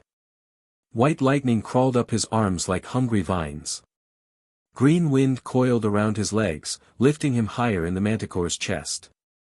Brown earth pulsed beneath his feet, steady and ancient. The elements obeyed without hesitation. The kitsunes were born from that obedience. Fire cracked open the air, first a fox of living flame, 9 tails trailing sparks like broken meteor shards. It leapt from Naruto's left side with a hiss, jaws glowing like the heart of a kiln. Water surged second, a sleek, fluid kitsune that dripped like a river's soul, each tail a different wave, each step birthing spirals of mist. Lightning was next, a sharp, impossible streak that took form mid-air, its tails split like jagged spears, electricity crawling across its body in violent pulses. Wind followed, a transparent fox, its fur made of slicing air currents, tails swirling like miniature hurricanes. Earth rose last, a heavy, armored kitsune whose paws cracked pavement with every step, golden dust falling from its flank like stars being ground to powder. 5 elements. 5 foxes. 5 echoes of Naruto's broken heart. They stood around the manticore like a royal guard. And when the corrupted jackals lunged, the kitsune struck. Fire met corruption in a collision that melted a dozen jackals instantly, turning their void bodies to ash. Water spun in arcs around 2 others, crushing them in tidal coils before dissolving them with pressure alone. The lightning kitsune blurred through the pack, shredding corruption into sparks of dying darkness. Wind sliced through 3 at once, their bodies scattering like black snow. Earth slammed its massive paw down, shattering the ground and crushing 4 more beneath the weight of a mountain. But the jackals kept coming. They poured from every shadow, from cracks in Sasuke's aura, multiplying like flies around a corpse. They hurled themselves at the kitsunes, jaws snapping, bodies writhing, corruption tearing at the air. Naruto's manticore ripped one out of midair with its teeth, crushed another under its claws, then swung its tail with enough force to scatter 6 across the ruined street. The world flashed with elemental light. The corrupted beasts exploded in bursts of void mist. Sasuke watched with a widening grin. The god inside Pain's skin tilted his head, amused. "So," he murmured. "Creation still dances for you." Naruto didn't rise to the taunt. His voice growled from the manticore's chest like thunder rolling through a canyon. "It dances for what I've lost." He pointed his katana at Sasuke. "And it will bury you." The kitsunes roared in unison, a sound that made the glass in the remaining buildings explode outward, and the manticore launched forward again, faster, heavier, its wings snapping downward in a blast of air. Sasuke spread his arms, darkness writhing behind him like unfolding wings. "Good," he said. Then he smiled the smile of a god who had been waiting thousands of years for a worthy opponent. "Show me what grief can create." Corruption met creation. Chaos met order. Sasuke's hunger met Naruto's fury. And Naruto did not break. If anything, he grew brighter. The manticore leapt above the battlefield, roaring with Naruto's heartbeat. The elemental kitsunes tore through the jackals with divine precision, scattering their essence into wisps of corrupted smoke that dissolved under Naruto's overwhelming resonance. Sasuke narrowed Pain's eyes. "So the world itself fights for you now," he murmured. Naruto stepped out of the manticore's chest cavity, landing on the ruined street like a falling star, his soul katana humming BLD red in his grip. His lightning burned so bright you could barely see his body through it. His grief burned hotter. And the world, for the first time in its history, turned its teeth on a god. Sasuke watched Naruto cry quiet, relentless tears that glowed gold and hit the ground with soft hisses. The boy did not howl anymore. He simply lifted his blade again, broken and unstoppable. And Sasuke's smile sharpened. "Ah, I recognize this," he murmured. Naruto said nothing. His chest trembled once. His breath shuddered as he stepped forward. Sasuke tilted Pain's head, studying him with cold amusement. "Miruka cried like that too." Naruto faltered barely, but Sasuke caught it. "Oh yes," Sasuke continued, voice dripping venom. "But not because he lost a lover. No, his wound was deeper." Naruto raised the BLD red soul katana, but his hands shook violently. Sasuke whispered almost gently. "He lost his people." Naruto froze. Sasuke leaned close, speaking directly into the crack forming in Naruto's soul. The mortals he nurtured. The humans he protected. His followers, his children, turned on him. They believed my lies. They betrayed him. They shattered him. Lightning exploded off Naruto's skin, reacting to the agony in his heartbeat. Sasuke stepped closer still, voice low and cruelly NTMT. "I broke his world by turning it against him. And now I have broken yours by taking the one person your world revolved around." Naruto's tears intensified. His breath hitched. His fingers tightened painfully around the blade's hilt. Sasuke whispered the final knife. "Miruka lost his creation. You lost your heart. And both wounds taste the same to me." Naruto charged, not roaring, not raging. Just sobbing, silently, endlessly. And Sasuke welcomed his grief like a feast. The moment Naruto and Sasuke collided, the world responded violently like a child being forced to choose between parents. The sky split open, not from Naruto's power, but from Sasuke's command. Black stars flickered in daylight. Clouds twisted into jagged spirals. The sun dimmed with every step Sasuke took, reality bending to the will of the reigning god. But the earth rebelled.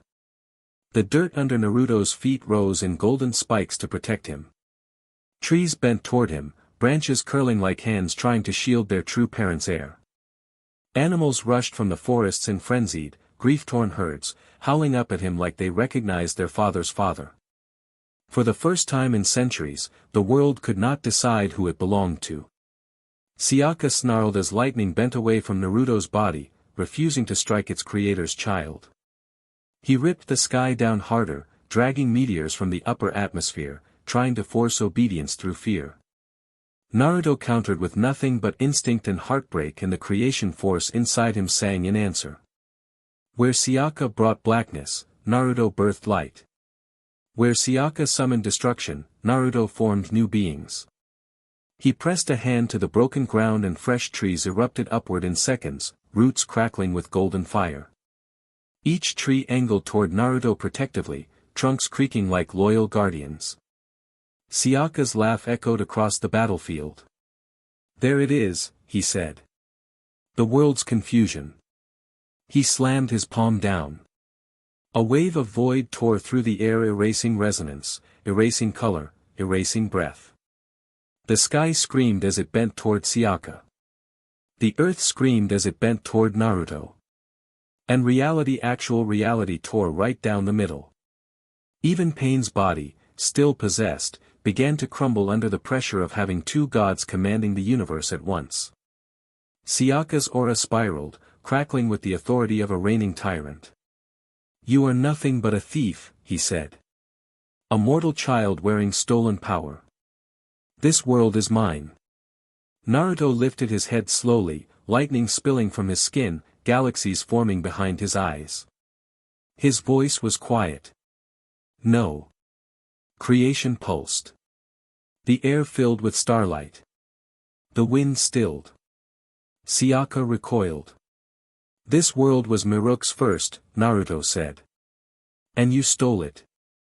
When their fists collided again, the shockwave did not just flatten buildings. It rewrote the laws of reality in a 10-mile radius. Ocean water rose into the sky as upside-down waterfalls. Rivers flowed backwards. Sand turned to glass. Mountains rippled like waves. The world was being forced to choose between the god who ruled it through fear and the son of the creator it instinctively remembered and loved. And the world could not decide. It could only break. The battlefield had gone quiet. Not because the fighting stopped. But because Naruto had stopped raging. Lightning still crawled over his skin like frantic veins of light. Thunder still cracked behind his teeth. The manticore still crouched around him like an armored tomb. But Naruto was not screaming anymore. He was crying. Silent, shaking tears that leaked as golden fire from the corners of his eyes, tears that did not fall, but evaporated into tiny sparks of creation. Sasuke noticed.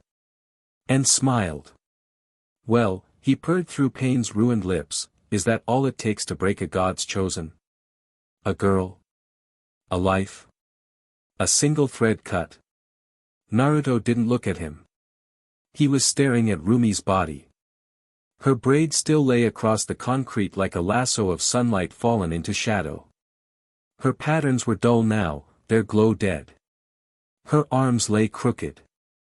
Her throat torn open. Her lips parted the way they were when she whispered his name one last time.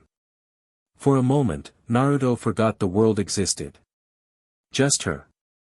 Just the girl he had loved. Sasuke walked toward her.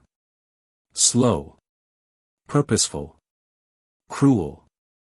Naruto's head lifted, eyes shaking, breath shuddering, voice stuck in his throat. Sasuke looked down at Rumi. So fragile, he mused. So very human. Naruto whispered, "Don't you touch her." Sasuke ignored him. He crouched and gripped Rumi's arm. Not tenderly. Not respectfully. He grabbed her like she was debris on a battlefield. Naruto took a step forward, trembling, barely breathing. Sasuke dragged her body across the shattered concrete. Her braid snagged on debris. Her foot caught on rubble. Her head bumped against a fallen street lamp. Naruto choked on air. Sasuke tilted his head. Not enough, he said. Let's see. He lifted her by the wrist. Her body dangled limp in the air like a broken doll. Naruto's knees buckled. The world held its breath. Then Sasuke turned deliberately, slowly, and threw Rumi's corpse at Naruto's feet. Her body hit the ground with a soft thud that sounded louder than the sky cracking. Naruto fell to his knees so fast the concrete cracked beneath him. His hands shook as he reached for her. He touched her cheek with fingers that glowed too brightly. "Rumi," he whispered. "Rumi, please." Sasuke laughed. "Oh, don't cry," he said. "She's only a body now. Nothing more. Nothing worth mourning." He raised his foot. Naruto saw what he was about to do. Sasuke stepped on Rumi's chest. Her ribcage caved with a muted crunch. The world broke. Naruto didn't scream. Naruto didn't breathe. Naruto didn't blink. He just lifted his head slowly, mechanically, and looked at Sasuke. He saw every moment of him and Rumi, and something in him finally snapped. In his mindscape the peaceful river shuddered and vanished, the golden fields and quiet shores he had built with sage displn tearing themselves apart as if they were only paper. The whirlpool came back first, that old, familiar storm, but it was no longer just a storm sitting in an ocean. It rose into the sky itself until there was no horizon, only black water turning and turning, a vortex that chewed light and spat it out in broken fragments while a storm raged above it, not the old mortal thunderheads but something heavier and stranger, made of stars and raw creation. Gone was the calm he had worked so hard to earn. Gone was the stillness Jiraiya had begged him to keep. He let it all go. He stopped pretending he was all right. He stopped pretending he understood his limits. He stopped clinging to the small, human idea of what he was allowed to be. The storm he always carried, the one that had sat behind his ribs since birth, tore free and filled his mindscape from end to end, claiming everything it touched. His body followed. Light poured out of him in thick waves. The air around him warped like heat haze over asphalt. Lightning stopped crawling on his skin and sank into it instead, turning flesh to luminous veins, bones to molten lines, each movement leaving delays of radiance as if his body no longer moved in sync with time. The world cried out in confusion as it tried to understand what he had decided to become. He rose without meaning to. The cracked street bowed under his feet and then let him go. Dirt curled around his ankles like hands that did not want to release him but were too afraid not to. The wind surged up his back, cupping his shoulders like a panicked parent.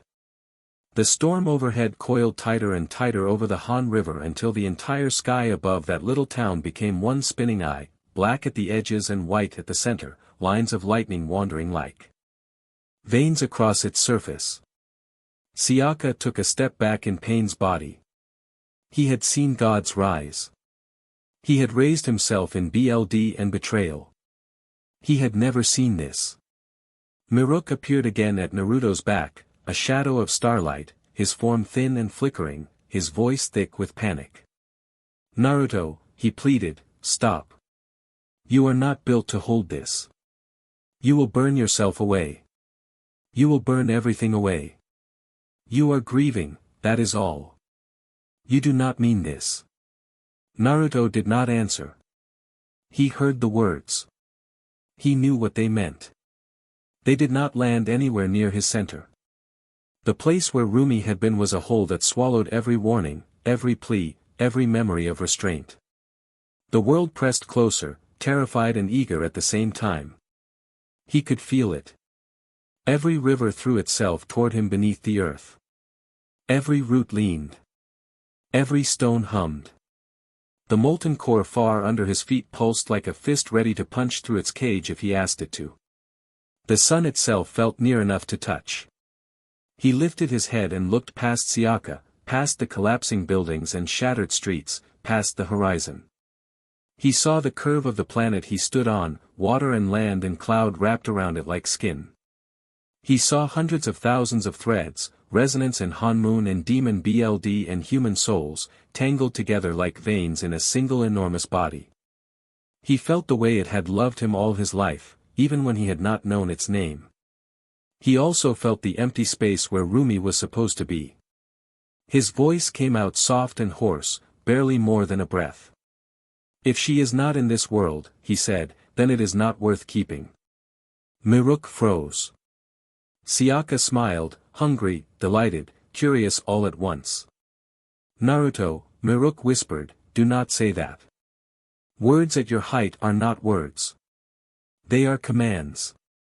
Naruto blinked once, tears floating off his lashes as tiny sparks that did not fall, but drifted upward into the twisting sky. I am done trying to protect what hurts us, he said. I am done pretending it is enough to win battles while it keeps taking the ones we love. If she is gone, then I will break the board. He closed his eyes. He did not scream. He did not roar. He simply gave the world permission to follow his heart. The result was instantaneous.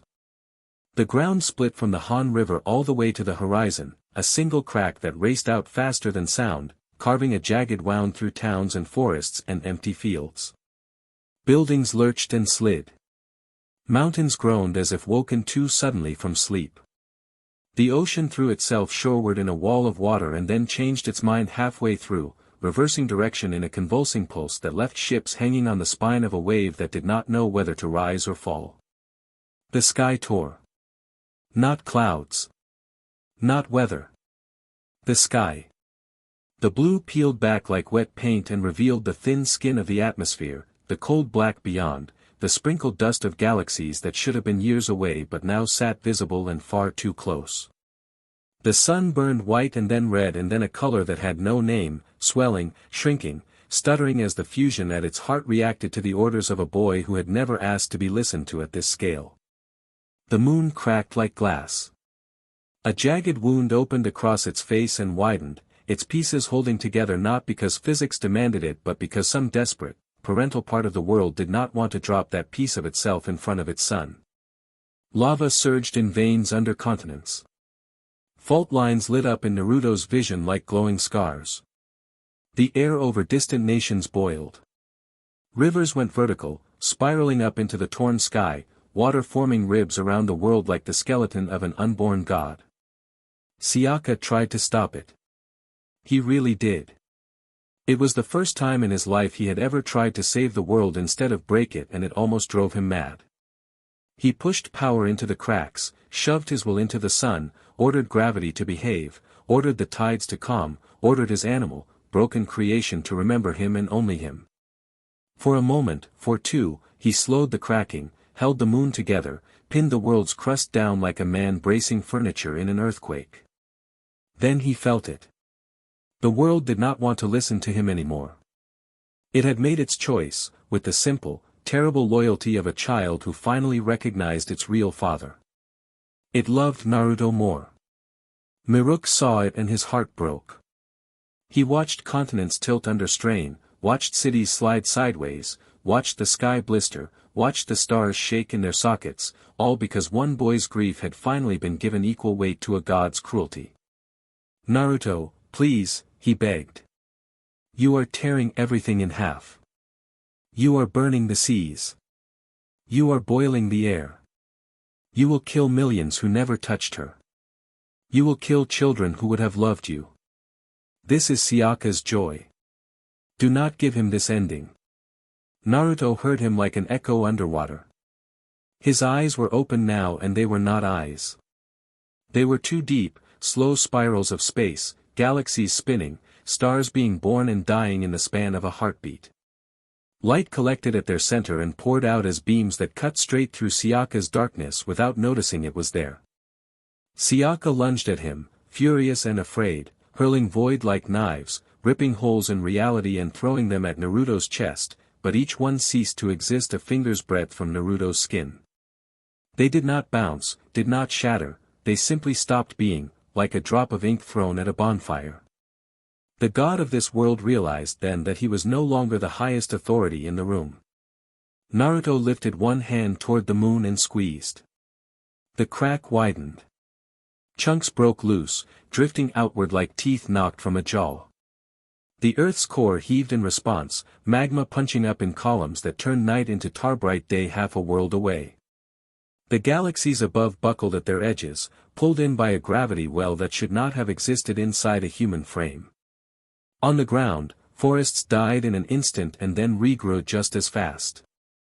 Buildings collapsed and rewove themselves with new walls. Storms that should have drowned whole coastlines froze in midair and then unraveled into rain that fell gently instead of killing anyone. Every time his grief shattered something, the part of him that had learned to love this world rebuilt it out of reflex, patching over the damage with new creation, stronger and stranger than before. Devastation and healing overlapped everywhere at once. Tsunade watched the leaf village split under her feet for a terrifying second, houses tilting, streets yawning open like mouths. She watched those same cracks fill with glowing roots a breath later, the ground knitting together into something firmer than any stone, new trees pushing up in the middle of roads, bending around people instead of crushing them. In the sand, dunes exploded into glass, the heat turning the desert into an ocean of mirrors. The next heartbeat, wind laid sand over those glass fields, softening them into rolling hills shot through with shining veins. In the mist, the ocean rose all the way to the village's outer wall and then sank again, leaving behind new islands where there had been nothing, each one already coated in green. The world was being ripped in half by Naruto's decision and put back together by the same pair of hands. Sasuke fought in the middle of it, claws out, devouring chunks of light where he could reach them, hurling blades of nothing into the spinning machinery of Naruto's new reality. He roared and laughed and cursed, all at once, furious that he was losing his toy, delighted by the spectacle of it, unwilling to admit that he was desperately, actually, finally threatened. He leaped for Naruto's throat. Naruto did not even look at him. The sun flared at his unspoken command. A lance of white fire shot from it, straight through cloud, straight through atmosphere, straight through Sasuke's borrowed chest. For a moment the god glowed from the inside, silhouette turning to fire as his stolen vessel burned. The blast did not kill him. But it broke his hold. Miruk seized that opening. He did not attack. He did not wound. He reached. He wrapped what was left of his power around Sasuke's shoulders like arms and dragged. For one terrifying, distorted heartbeat, all three of them were touching inside the same crowded point of existence, Naruto, broken and blazing, Sasuke, screaming with rage and disbelief, Miruk, exhausted and pleading. Naruto felt the memory. He saw Miruk's first world. Saw mortals laughing in warm valleys, saw temples raised without fear, saw children running through fields with flowers braided into their hair. Saw Sasuke whisper poison into their ears. Saw them turn on their own god, knives in hands that had once written prayers. He saw Miruk on his knees, alone. He saw the first betrayal. And then he saw himself, kneeling in the rain with Rumi's body in his arms. The two images lined up so perfectly it hurt. His grip on the world faltered. For a moment the moon stopped moving.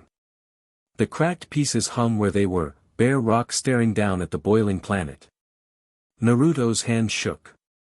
He thought of their first kiss at the fountain, city lights reflected in the water and on her patterns, his hands cold, hers trembling as she showed him the lines she hated and he told her they made her appealing. He thought of the ring hidden in Jiraiya's scroll, tucked into that old idiot's words with more love than subtlety, waiting to be slid onto her hand after the war. He thought of mornings in the Huntress penthouse, her in his shirt, patterns glowing soft in the kitchen light while she made too much coffee for two people. He thought of Jiraiya's hand on his head, of Kakashi's lazy smile, of Lee's wild promises, of Sasuke's quiet presence on old rooftops, of Celine's strict patience at dawn, of Zoe's laugh and Myra's eye roll, of kids in Seoul screaming his name like it meant safety. He thought of the world that had given him all of that. And he realized he could not make himself hated enough to finish what he had started. The power in his veins did not care. It wanted an outlet. It wanted a shape. It wanted a command. So he gave it one. He broke the world in half anyway. Not in reality. Not completely. In potential. He let the planet split all the way through in his mind, down to the core, into two clean pieces that drifted away from each other, oceans pouring out into the void between. He let the sun boil. He let the moon shatter entirely. He let the galaxies unravel and spill their stars like sand. He let himself feel what it would mean to erase everything that had ever hurt him. He screamed once, high and raw and wordless, as the vision took him, as the storm at his center spun so fast the whole universe in his eyes blurred. Then he pulled it all back. He snapped his fingers without realizing he had moved his hand. Reality jerked. The world knit together in less than a heartbeat. The moon's fragments snapped back into their old orbit, seams closing. The sun settled into its proper size. Galaxies pulled their scattered stars back into spirals. Mountains righted themselves. Forests regrew where they had burned. Rivers took their old paths, with new branches curling off like scars grown into beauty. Every living thing on earth staggered and then found itself standing on solid ground again, hearts pounding, bodies shaking, minds unable to remember exactly what had just almost happened. Naruto fell. The elements caught him. Air braced his shoulders. Water curled under his feet. The manticore dissolved into dust around him, unable to hold shape now that he was no longer ordering it to be strong enough to carry a god. The kitsunes melted back into raw flame, wind, stone, rain, lightning. He hit his knees on the ruined street. His chest heaved. Light still leaked from the cracks in his skin, but it was softer now, more like embers than solar flares. Sasuke lay sprawled in the rubble across from him, Pain's borrowed body burned and twisted, eyes wild.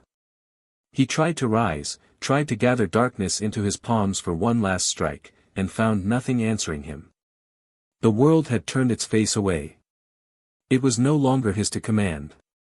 Miruk hovered above them both, barely more than a flicker now, his outline tattered, his star-filled eyes rimmed with something that might have been tears if gods had tear ducts. He looked at Naruto and saw a boy who had almost become the end of everything. He looked at Sasuke and saw a brother he could no longer call anything but enemy. He knew what he had to do. He pulled. Sasuke screamed as Miruk wrapped the last shreds of his divinity around the other god, dragging him out of Pain's flesh, dragging him up and away from the world they had both ruined and loved, out through the thin places Naruto's rage had opened, out beyond the sky, out into the spaces where matter did not hold, where gods could be turned into stories and then into nothing at all. Naruto barely saw it. He was staring at his hands. They were still glowing. They were still shaking. They could still unmake everything if he let them. He lowered them to Rumi's hair instead, fingers passing through the braid as if he were afraid he might burn it. "I cannot do this again," he whispered. "I cannot exist like this. I will keep breaking things. I will keep breaking myself. I am not strong enough to carry this and not use it when it hurts." The air shifted. The light around him dimmed. Miruk came back, somehow smaller and larger at the same time, as if letting go of Sasuke had freed him from a weight and cost him everything at once. He knelt beside Naruto, not as a god of galaxies, but as an old, tired man would kneel beside a crying child. His voice was quiet. "Naruto," he said. "Look at me." Naruto did. The storms in his eyes faded at the edges, enough that Miruk could see the boy inside again. "This world owes you more than it can ever pay," Miruk said. "It has taken your parents, your peace, your teacher, your love. It will keep taking. That is its nature. It is not wicked. It is not kind. It is simply alive. And you are too important to let it shape you into nothing but a weapon." Naruto's throat worked. "I do not know how to be anything else now," he said. Miruk's gaze dropped to Rumi's still face. "I can give her back," he said. Naruto's heart lurched so violently he almost stopped breathing. He did not smile. He did not light up. There was too much damage between him and joy for that. Hope hurt more than any wound Sasuke had opened on him. "How?" he asked, voice shaking. Miruk sighed. "As mercy," he said. And as punishment. For you. For me. For this world. He told him the terms. That she would return human. That he would return human. That resonance would fade. That Han Moon would close. That demons and hunters and gods would become stories at best. That the world would wake up one day with no memory of ever bending to a boy's scream. He told him that their memories would remain. That their hearts would remember everything they had lost. That they would have to live with that knowledge in bodies that broke and bled and aged. That is the only way I can bring her back without tearing the world apart, Miruk finished. To turn the world into something too small and quiet for gods and monsters. Naruto stared at Rumi. At the torn patterns on her skin. At the blood dried at her throat. At the place where her chest had caved and then half-mended when his power spasmed. He thought of an ordinary morning, with no resonance, no demons, no Han Moon hanging over them like a second sky. Just two tired people in a small apartment, arguing about coffee and laundry, hugging in a hallway because the day was too hard and they still chose each other. He thought of what it would mean to never fly again, to never call a fox from the wind, to never hear the river answer his name. He thought of losing this power that had finally made the gods afraid of him. He thought of never again holding Rumi's body while it cooled. His answer came out as a cracked whisper. Do it. Miruk closed his eyes. He placed his hand over Naruto's chest, then over Rumi's, and as the last threads of divine power he still possessed gathered in his palms, the world held its breath one final time for the boy who had loved it enough not to end it. The god of creation granted his cruelest mercy. Naruto didn't feel the world reset. He didn't hear the sound of galaxies knitting themselves back together. He didn't sense the way continents folded into new shapes, or how the moon sealed its wounds, or how resonance evaporated into a soft sigh that washed over the earth like the closing of an ancient book. He noticed none of it. Because in front of him. Rumi gasped. Her fingers twitched first, a tiny movement against the ruined pavement. Then her spine arched with breath, a sharp, startled inhale like a diver breaking the surface after sinking too deep. Her eyes fluttered open, confused, unfocused, searching, and for a moment she stared at the sky like she did not recognize its color. Then she looked at him. Naruto broke. His hands flew to her face, trembling, desperate, terrified that touching her might make her disappear again. His breath collapsed into sobs before he could stop it. He bent over her, forehead pressing to hers, shaking so hard he could barely keep himself upright. Rumi, Rumi, Rumi. Her brows furrowed, her lips parted, her voice cracked and soft. Naruto. Why are you crying? He choked on everything he could not explain. She didn't remember dying. She didn't remember the storm. She didn't remember pain carving her open. She didn't remember the world breaking because of her absence. But she remembered him. That was enough. She lifted her hands slow, bewildered, and cupped his wet face between her palms. The way she touched him wasn't divine, wasn't glowing, wasn't Hanmun-born. It was just human warmth.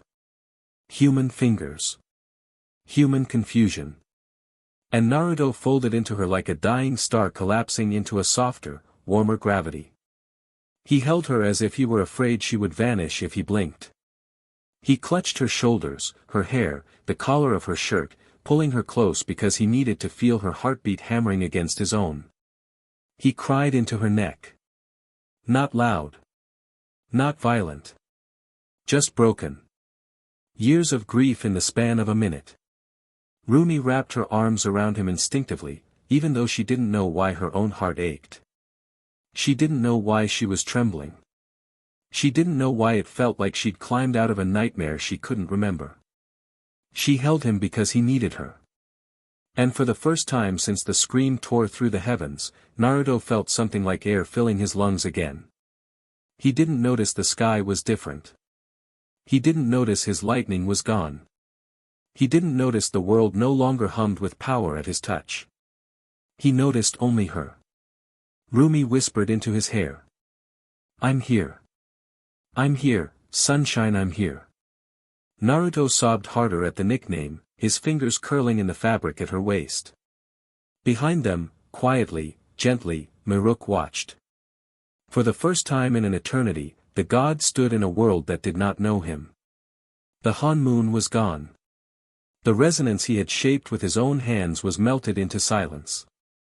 The chains of destiny, the cycle of creation and betrayal, all of it dissolved into a universe that no longer required gods to stand upright.